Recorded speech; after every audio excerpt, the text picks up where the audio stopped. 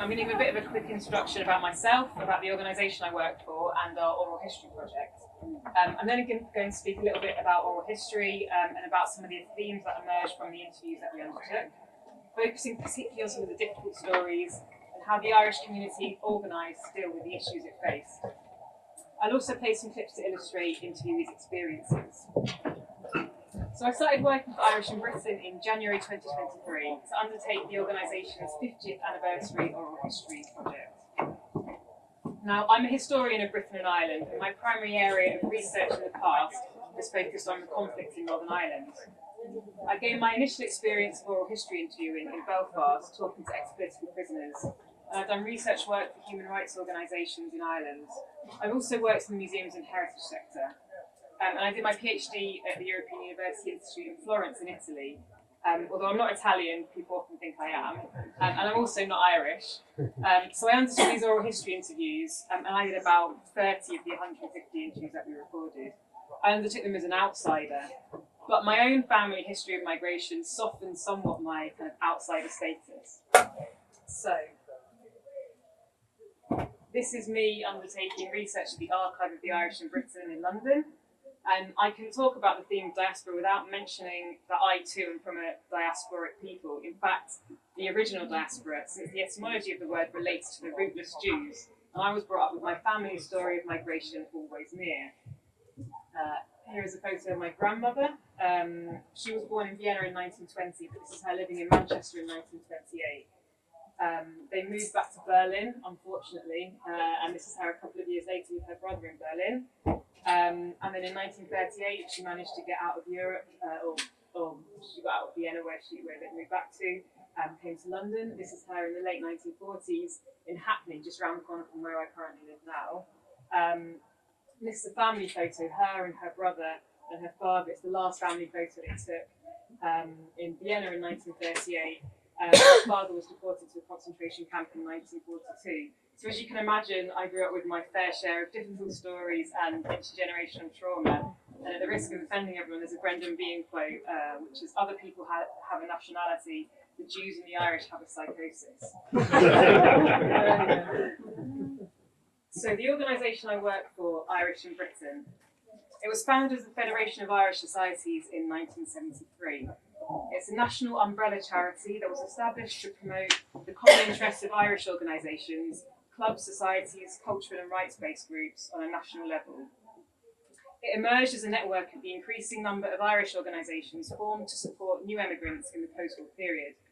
Throughout this time, it advocated on behalf of Irish migrants and organisations, often in the face of hostile UK government policy, racism and discrimination, and underfunding. So I joined Irish in Britain to undertake a heritage project with support from the National Lottery Heritage Fund, training up 50 volunteers in oral history, recording the life stories of 150 Irish people across Britain, and curating and touring an exhibition based on these testimonies, all within a year. So we had a very limited timescale, but we were keen to recruit volunteers from across the Irish community and target in particular marginalised groups within the Irish community as both participants and interviewers. The purpose of this was twofold. Firstly, it meant passing on heritage skills to sectors of society that may otherwise not have access to this sort of training. Secondly, it allowed us to ensure broader representation of the Irish community in Britain within the exhibition itself, with some marginalised groups more likely to give their testimony to those connected to their community, particularly Irish travellers and survivors of institutional abuse in Ireland. It meant that the Irish community in Britain was recording and writing its own history of migration. Our exhibition toured London, Liverpool, Leeds and Birmingham in November 2023, then spent 3 months at EPIC, the Irish Immigration Museum in Dublin this spring, where it was seen by just under 120,000 people.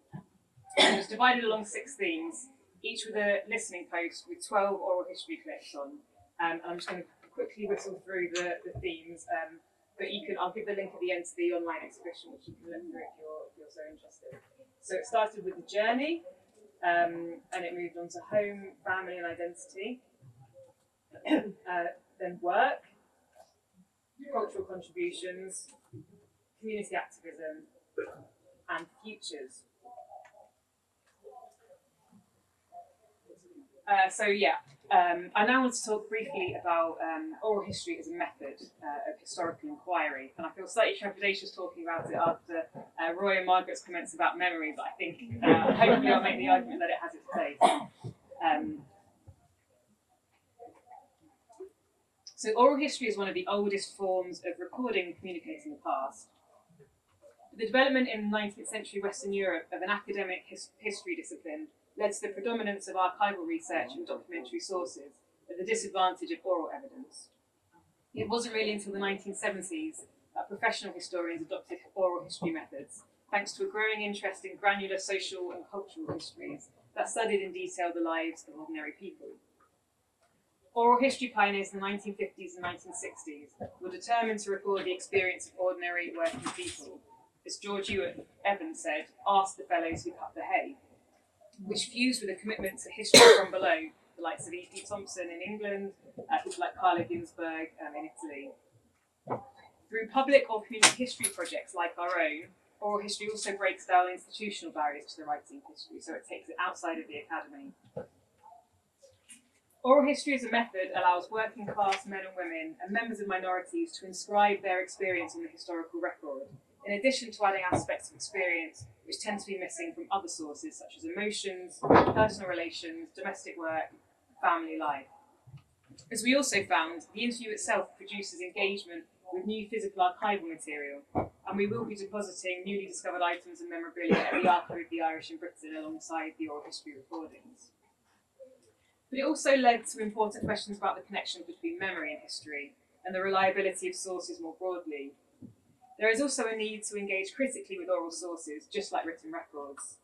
As the Italian oral historian Luisa Passerini cautioned, it is important not to complacently present oral testimony as the oppressed speaking for themselves, which risks ignoring the way in which memories can be influenced and mediated by dominant histories. So the Italian oral historian Alessandro Portelli produced important work challenging the idea that unreliability of memory rendered oral history testimony inferior to other sources. According to Portelli, memory is not an archive or freezer preserving data and meanings, but a processor that transforms and elaborates them. One of the most remarkable works of oral history is Alessandro Portelli's book, The Order Has Been Carried Out, which uses oral testimony to interrogate the dominant narrative created over an anti-fascist attack during the partisan resistance, and how this narrative shifted over time. In the book, examples of false memory are made useful precisely because they inform us about how the dominant narrative took hold. Around the time we took our exhibition to Epic Museum in Dublin, the Irish Times published an article debating whether the No Irish, No Blacks, No Dogs signs, a photo of which appears in our exhibition, were prevalent in post-war Britain. Professor Steve Bruce from the University of Aberdeen claimed that if they had been as common as alleged, there would be plenty of them in private collections and local archives. So following from Passerini's caution not to accept testimony without critical engagement of how memory is influenced by dominant histories, and also Portelli's approach, it's possible that many of the oral testimonies, including some of those we collected, that claim to have seen the signs, may not be an accurate representation of their multiplicity. But whether or not these signs were so common is perhaps moot. If their existence is chiming with people's experiences of discrimination, particularly in housing, then it does indicate the widespread nature of anti-Irish discrimination in Britain in the post-war period, no matter how it was presented. And this is a clip from one of our interviews. And he had found a place in Shepherd's Bush, and he put down a deposit of £5 on the place. I think it was probably just rooms, I don't know. But when we got there, there was a big sign up saying no blacks, no dogs, no Irish. So immediately we were homeless. So whether or not that sign, these signs were common or not, the experience was that they were not allowed to take this room because they were Irish, essentially. So, oral history has allowed us to ensure that this project was community-led, participatory and intergenerational. And we also took a non-partitionist approach, which seemed obvious to me, and Irish in Britain had its roots in the Anti-Partition League. But this has not always been the case in histories of the Irish in Britain. And there are two brilliant oral history books by Barry Hasley and Catherine Dunn, but both of them only use testimonies from those born in the Republic of Ireland. By contrast, the geographer Bronwyn Walter is meticulous in capturing the experiences of those from Northern Ireland too, and she illustrated that those from Northern Ireland made up 27.7% of all migration from Ireland during the post-war period. But it's not just because of this statistical significance that the North should be included. Whilst precise reasons for migrating may have varied, we found many stories were common, particularly for women seeking escape from conservative and patriarchal societies. From the book The Irish Abortion Journey, this quote: "Irish women travelling for abortion hailed from all corners of Ireland, from Belfast to Bandon, from Armagh to Waterford. The border was of little consequence to the reality of the Irish abortion experience." Unlike many other migrant groups, women outnumbered men as emigrants from the Republic of Ireland to Britain in every decade from the 1950s onwards, and as emigrants from Northern Ireland, women outnumbered men from 1981 onwards. And while some of the social and cultural reasons, such as abortion and institutional abuse, were clear motivators, there were socio-economic conditions, particularly in rural Ireland, that left young women with few prospects and a shortage of labour in Britain too. So we wanted to ensure that this fairly unique gendered aspect of the story was told. And out of 144 interviewees, 84 were women and 63 men. In our exhibition, we dedicated a subsection to this theme and ensured at least half the clips on each of the 6 oral history panels were female voices. So the oldest interviewee that we interviewed for this project was born in 1923, and the youngest was born in 1993. We interviewed 14 nurses and 11 children of nurses, 5 construction workers, although many more would have worked in construction at some point. And though we sought as much geographical spread as possible, the interviews were very England-based, and we failed to get testimonies from anyone born in counties Down, Wexford, Wicklow, Laois, Kildare, Monaghan and Longford. But we can still collect interviews if anyone knows anyone from those counties in Britain. We collect their interviews still. So in the post-war era, there were 2 significant waves of emigration from Ireland to Britain. The first in the 1950s and the second in the 1980s. In 1951, the number of Irish in Britain exceeded the US total for the first time, with a peak year 1971 when just under 1 million Irish-born people were registered living in Britain on the census. Numbers of Irish born in Britain were still at 850,000 by the time of the 1991 census. The 1990s Celtic Tigers saw many return to Ireland, as well as a culture change in how the Irish in Britain were perceived of themselves. And the crash in 2008 prompted a new wave of emigration to Britain, and our exhibition captured all of this timescale. So the story of the nurses and the navvies, the navigators who built Britain in the wake of the Second World War, that came over to rebuild Britain has been told through the work of Alton Cowley and Professor Louise Ryan. The story of the 1980s generation has so far received little attention from historians, although it has been a subject of social scientific inquiry. Particularly interesting is the work of Mark Scully, who studied the way the 1950s generation had been collectively configured and how more recent emigration is understood in contrast to it. For instance, it now being presented as a choice, whereas back in the past people didn't have a choice. Effort has been made in recent years to remember that forgotten 1950s generation, the so-called forgotten generation, the vanishing Irish, with plaques at the London Irish Centre and the renaming of a public square in North London as Navigator Square in tribute to the navvies. The impact of more recent migration waves also impacted older generations. As younger Irishmen left 1980s Ireland in search for work, older men in urban England were less likely to be chosen for work in favour of the younger generation, exacerbating homelessness, unemployment and problem drinking. Mixed with the advent of super-strength lager and major cuts under the Thatcher administration, many Irish people, particularly men, found themselves in a desperate situation. Irish organisations in the 1980s in Britain were overwhelmed. It was at this time that new initiatives sprang up to support this older cohort. We were keenly aware doing this project of negative stereotypes and the need to tread carefully around certain narratives and tropes that may not ring true for many Irish in Britain. But at the same time, it was important to relate some of the difficult stories that emerged from our interviews, to honour the fact interviewees had entrusted us with their testimonies. Whilst times were tough for those who came in the 1950s, young people were emigrating in the 1980s to a poorer economic situation, higher unemployment and worse access to housing. Whilst in 1991 the Irish made up 1.5% of the British population, they were very much overrepresented in certain industries, particularly nursing and construction. According to the historian Alton Cowley, an estimated 14.3% of working Irish males in 1985 were in construction.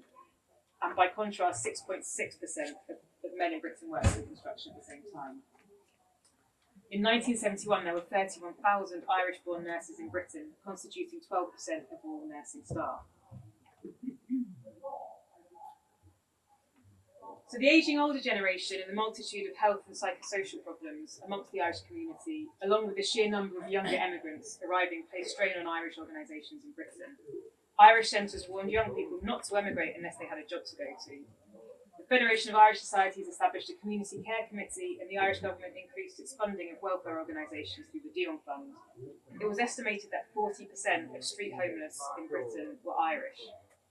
The London Irish Women's Centre also raised concerns over increasing numbers of homeless women. One of our interviewees, Jerry Malumbi, started working for Cricklewood Homeless Concern in the 1980s. He describes finding older Irishmen passed out sleeping by the side of railway tracks in North London. But the Irish in Britain at the time were not classed as a distinct ethnic minority, and therefore were not recorded in official statistics by local authorities. The scale of the problem could not be understood, which meant funding from the UK government was hard to come by. One of our interviewees was a caseworker at the London Irish Women's Centre and described being overwhelmed with housing cases, with just 3 Irish housing associations to make referrals to. And she says, there were lots of housing associations for Black and Asian groups, and rightly so, because Black people continue to suffer extreme discrimination. But there was a kind of laziness around equality of opportunity thinking in the 80s. And it was very much, it's just about black and white, which is nonsense, because the 1975 Race Relations Act had defined race as not just being about colour, it was also about nationality, and it was about ethnic origin. So Irish organisations started to campaign seriously on the issue of ethnic recognition in the 1980s, in the late 1980s. 2 academics, Mary Hickman and Bronwyn Walter, applied to the Commission for Racial Equality to fund a report into the Irish community, which was published in 1997. Some of the findings were shocking. It found that Irish men are the only migrant group whose mortality is higher in Britain than in their country of origin. The higher rates of ill health suffered by the Irish in Britain could not be explained by demographic and socioeconomic status alone. Startlingly, this trend was also noted amongst second-generation Irish in a similar fashion to the Irish-born. And the fact this trend was passed on to the children of Irish-born underlined the need to count the Irish as an ethnic minority. Finally, in 2001, White Irish, which itself is a problematic label, but it was added to the list of ethnicities on the census of England and Wales. One of our interviewees, Alex MacDonald, was born to Irish parents in North East England, and after a spell working in construction in Dublin, moved to London to work with the Greater London Council, undertaking research into the Irish community.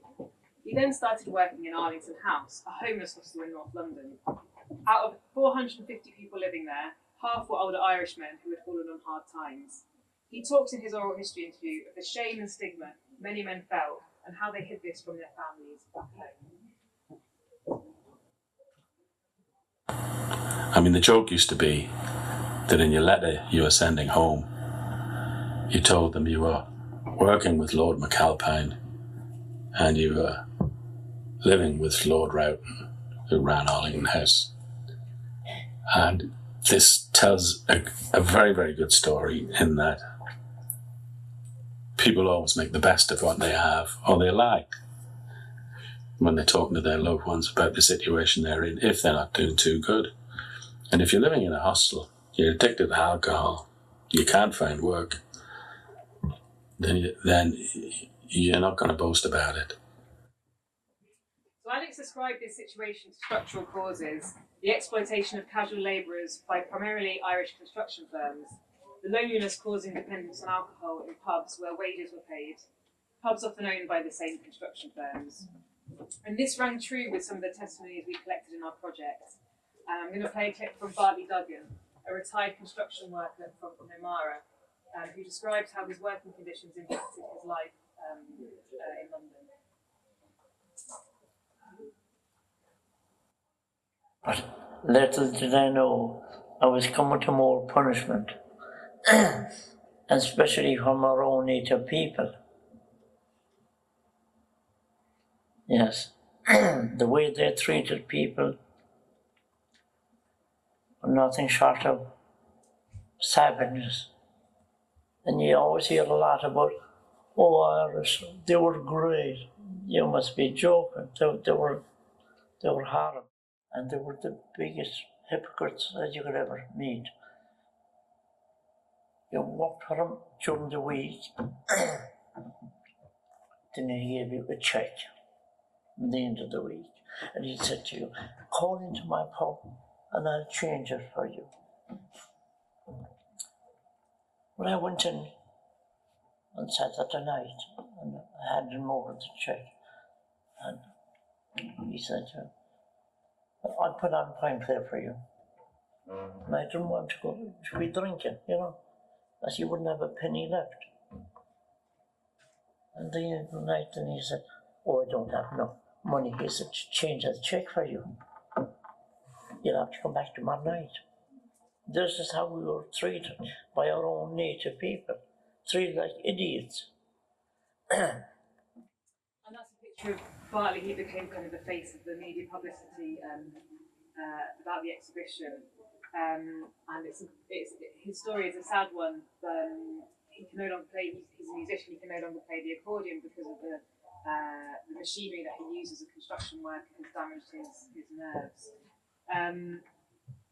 But to go back to Alex, who was working in Arlington House, this homeless hostel. So he and an Irish studies student called Jim McCall undertook some oral history interviews in the 1990s with some of those living in this hostel. And though the interview recordings were lost, the transcripts remain, and we featured them in our exhibition voiced by actors, including Ardlo Hanlon and Adrian Dunbar. And Alex's experience at Arlington House led him to establish the Ashton Project in the mid-1990s, organising trips back to Ireland for some of these older people, many of whom had never gone back to Ireland since they'd arrived in Britain, due to the shame they felt of not having made a success of their life in Britain. There was another guy, a guy from Waterford called Eddie. This is a very telling story as well, because we actually went through Waterford on the way. We took the low road to Kerry, and we were travelling at night on the ferry, and very early in the morning we were going through Waterford City, and it was pitch dark, hardly anybody on the street. And I looked back to see what Eddie was doing, because it was his hometown. And Eddie had his head down. He was under the seat. He had his coat over his head. He was terrified that some passerby might recognise him and say, look, there's Eddie, look at him. Who does he think he is coming back here in a state of...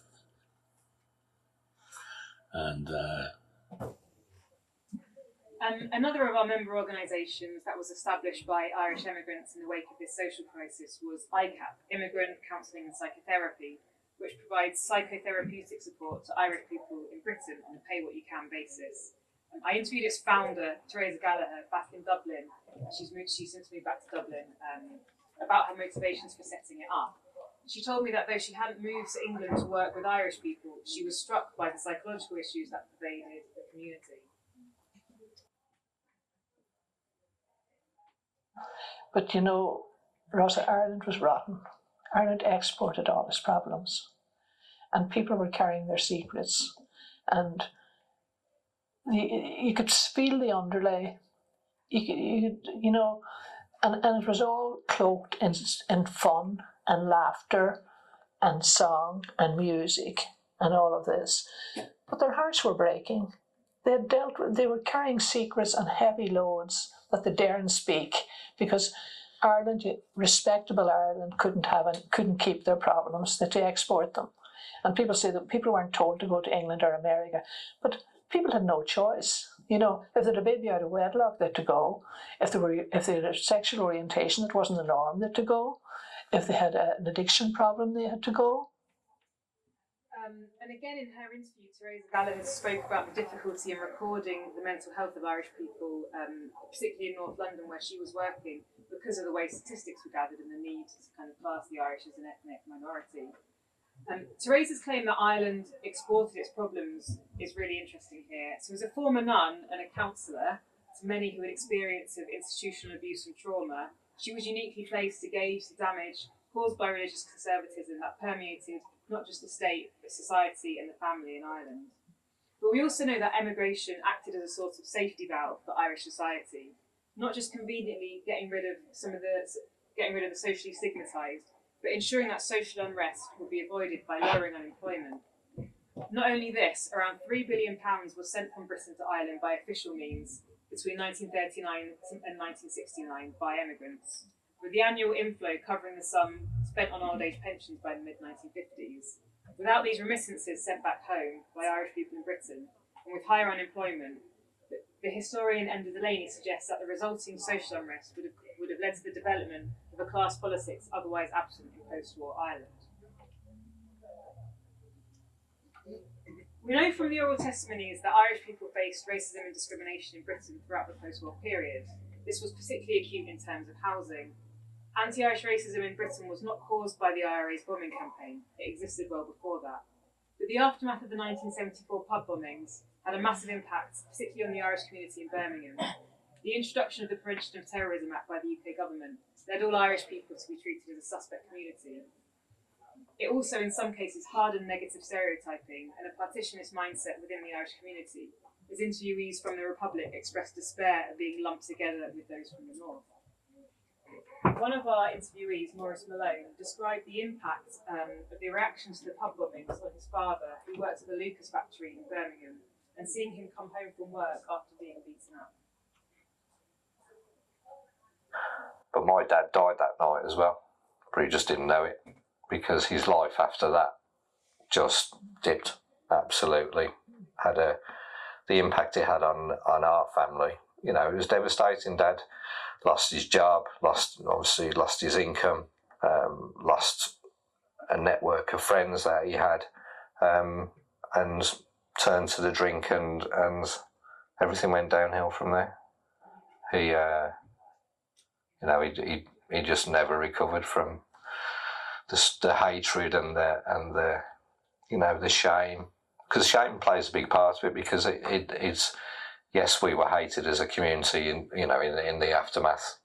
It was sort of, I remember Mum taking us out and we weren't allowed to talk, and Mum wouldn't speak. Literally everything was nodding her head because she didn't want people to hear her accent when she was out and about. And we weren't, them days of going out and playing in the road, everything stopped, we were literally locked inside, and it just, Dad hit the slippery slope of, drinking, and he never recovered. So unlike other ethnic groups in Britain, Black British or British Asian, and unlike Irish Americans, the Irish in Britain don't have a distinct sort of Irish-British identity.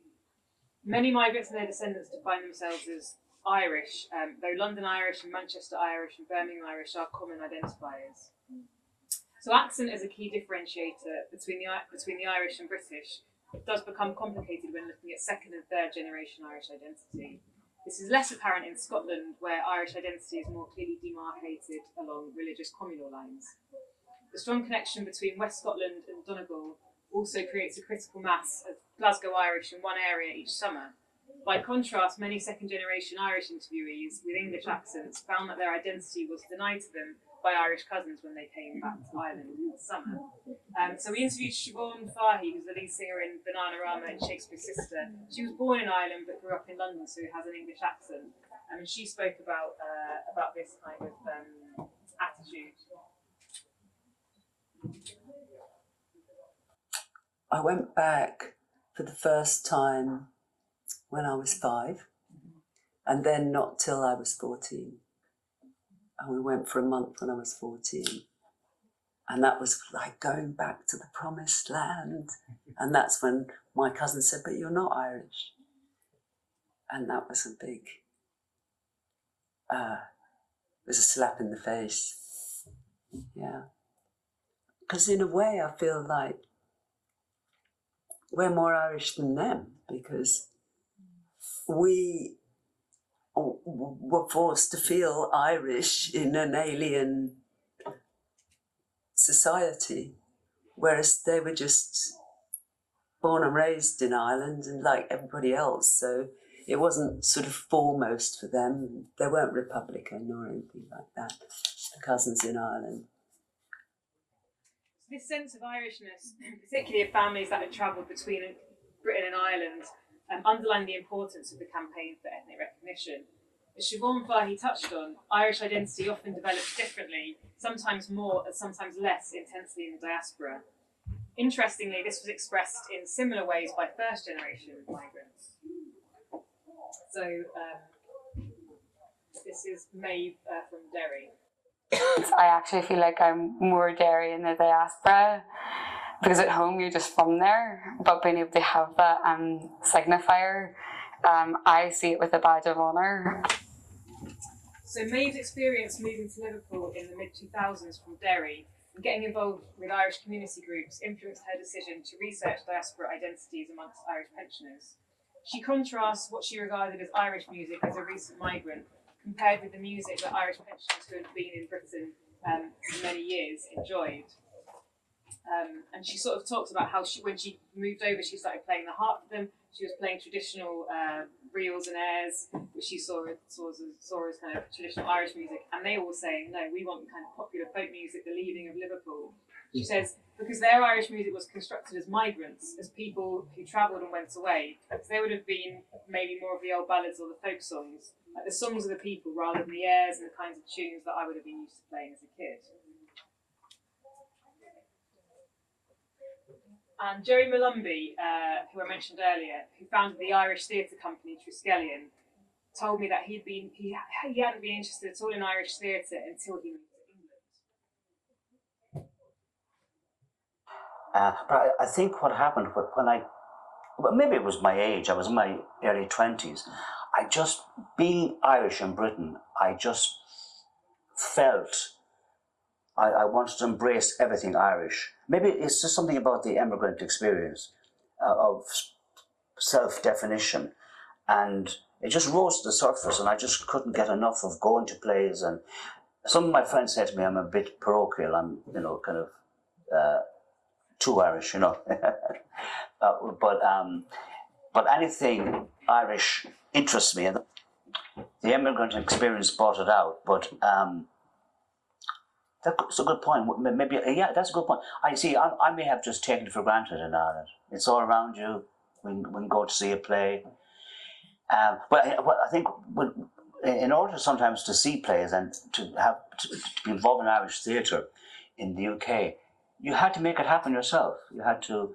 Otherwise, you're just waiting for a provincial theatre to put on an Irish play. So attitudes towards Ireland were complex, and our oral history interviews captured how they changed over time. The prospect of return, whether for short visits or to live, often prompted interesting and contradictory reflections. So there's not a clip here, but there was an interesting interview I did with a Manchester Irish woman who talked about how her dad was desperate to move back home. He found himself kind of in an alien society. But her mum wanted to stay because of the opportunities that it would give to her children. And this kind of brought out these kind of contradictory feelings, both towards Britain as a place, that was kind of an alien society, but also a place of opportunity. And also she kind of ends it by saying, that they'd gone back to Ireland to stay in the country. And she, as a city person, she was kind of like, what is this place? So it was kind of alien to her. And interviewees' descriptions of their Irishness was often contrasted with and in opposition to Englishness. I've got two clips here. I cling to them like, Irish people. I don't know, well, it's one of those things, isn't it? I do. Anybody that's Irish, I think, well, that's the same as me. Like English people probably are as well. But they don't give it the same vibes, I don't think. They're more into themselves. I don't know. Maybe a quarter people. Maybe a quarter, I don't know. But with me, if anybody's Irish, straight away, I'm there, yeah. When I did that interview as well, and she said English people don't have the same vibes as us. Okay, that's not a judgment on me. And then this other clip as well, which was really interesting because this was a second generation woman who was saying that hospitality was a key differentiator. Saying English people aren't hospitable. You go to an Irish person's house and the tea is out and the cake. I have to say that was my experience going to people's houses to do interviews, is that I drank a lot of tea and I ate a lot of cake. But finally I wanted to play a clip because I know that there was a request for a Cork link, so I thought I needed to include one of our interviewees from Cork. This is him, Willie Howard, who came over just before the kind of crash in 2008, and then went back to Cork and then came back afterwards, and was working kind of in pubs and on sites. And this is him talking to Bartley, who was the construction worker we heard from earlier. This was at our exhibition launch. I just wanted to play a clip because I thought it was a nice kind of summary of his attitude towards his Irish identity. It's a huge part, and I've had disagreements with my family some members of my family who feel that I overstress that, or that, you know, I have to kind of accept the new reality, and that I certainly shouldn't be kind of passing it on to my children or anything like those lines, you know. But yeah, I am an Irish man. I like my Irish food. Like, it's not a performative thing for me. I like spuds and cabbage, you know. And there is an element of nostalgia in that. I do it on a Saturday when before I have a few drinks. I make a big pot of Culcanon and I do a few lamb chops or pork chops, or boil up a hunk of bacon. I mean, I live with a vegetarian, so I'm not boiling up a big hunk of boiled bacon. But, you know, I like the Irish food. I like making soda bread. You know, little things like that. And a lot of that as well. There's an element of Irishness to that, but there's also an element of my family. Like, I like blackberry jam because I remember my nan used to pick blackberries and up in the drive by the farm, and she used to make blackberry jam. So it's not just connection to Ireland or Irishness, it's about connection to my family and kind of my upbringing and things like that. But yeah, I love Gaelic games. I like the Irish language, and I like you know, there is an Irish culture. I like the music. There's an Irish session that once a month is started in Milton Keynes, and I bring the young fella to it, and he loves it. But you know yourself, the Irish people are different. The culture is different. The crack is different. The banter is different, and I like being around that, you know. It's not a flag for me to wave. It's not a performative thing. It's not a thing I use to impress people or make myself unique here in England, because you do get an element of that, like Paddy Wackery. But no, it's for me, I just genuinely enjoy that stuff. I enjoy other stuff as well. If I sat at home eating bacon and cabbage every single day, you might go, that's a bit much now, but I don't. Like, it's just something I like to dip into. And anyone kind of taking out of their country does use their own kind of culture as a sounding board, you know. So my aim here was not to give a comprehensive view of what life was like for the Irish in Britain, but to give a taster of some of the stories, themes and experiences that emerged in researching this project. And I hope to spark some interesting debate now about the use of oral history and about how identity is formed and develops in the diaspora. There are two key points that I hope I've communicated. Firstly, to depict how the Irish community was able to recognise both the symptoms and the underlying causes of the discrimination it faced, and how it fought them. It fought the symptoms by setting up organisations like ICAP and the Ashling Project. And many of our member organisations engage in community work, be that pensioner groups, traveller advocacy, housing associations and cultural outreach organisations still today. It fought the underlying causes by campaigning for ethnic recognition. And second-generation Irish people in Britain, like Angie Birtle, Alex MacDonald and Mary Hickman, who we heard from today, were a key part of this. And although times have changed considerably, many interviewees expressed meaningful solidarity with more recent migrant groups and the racism they face today in Britain as well. And some links here to the online exhibition and some of the organisations I spoke about. This is from the Archive of the Irish in Britain, which has every copy of the Irish Post, which is a unique thing in Britain. The British Library doesn't even have that, so yeah. Thank you.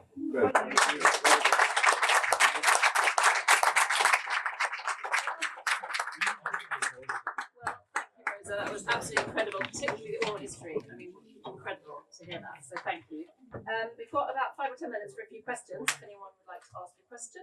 We have some mics. Anyone got a question? Hi, I lived in London for a little bit, but when I was in college, I went over for the summer, worked on building sites in London, and I met a few older people who worked in the building sites. They are Irish people. And one or two, I met two people, and they had a hatred of Ireland. That I don't know if that came across in your oral histories, but so that's the question really. Did you encounter that yourselves? But the fact that they were forced to leave, that really their attitude was, I hope the place sinks into the ocean kind of thing, So I don't know if you just encountered any of that in your oral histories that you did. There were lots of very different attitudes towards Ireland, and also lots of kind of changing attitudes that people expressed that they had that kind of attitude when they were younger, but then maybe it softened as they got older, and going back to visit kind of helped to soften that in some ways. But also that kind of hatred again is bound up with the love of Ireland in a way, because it's like I hate that I had to leave because I wanted to stay. So yeah, definitely it did come out with some of the oral histories, but.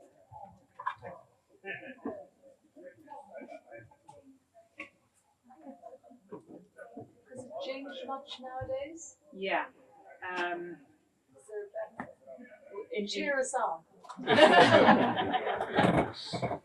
I mean, it has, because the demographic of Irish immigrants has changed. The thing about networks, one of the things that I noticed was how so many Irish centres and clubs had, were influenced or were run by clergy, or there was a kind of religious element to it, which put off a lot of people seeking support there as well, because maybe they were escaping institutional abuse, or they were escaping that kind of religious conservatism, and that kind of, it took a while for some of those organisations to sort of, I suppose, rid themselves of that, of those connections, and be more kind of, embracing people who've been kind of escaping Ireland for those reasons. So that might be another reason people felt cracks. But some really good comments actually they're making out, especially around the sports, because that's one thing that we kind of lacked in the exhibition actually was testimonies from GAA groups. Thank you, Rosa. There's time for one more question in the front row, and then I think lunch is available.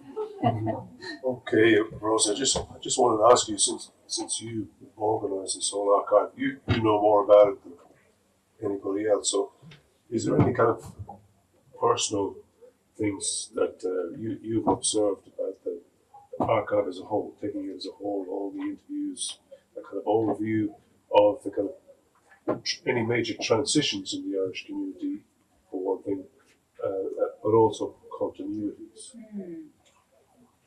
I think really over the kind of whole spread of the 150 interviews, I think there's no kind of typical Irish experience in Britain. It's so varied, and I think that's one of the positive things that oral histories can kind of show. So I wouldn't want to kind of give one kind of specific overview of what it's told me, and I think the main thing is to kind of use it or build it as a resource for other researchers to kind of gain insights and to hear these kind of very different and differing stories. So it's going to be, as well as the online exhibition, they'll all be available online with the full interviews on the archives website. But I don't pretend to know, about them in that much depth, because actually, they were gathered by, I did 30 the interviews, they were gathered by a big team of volunteers.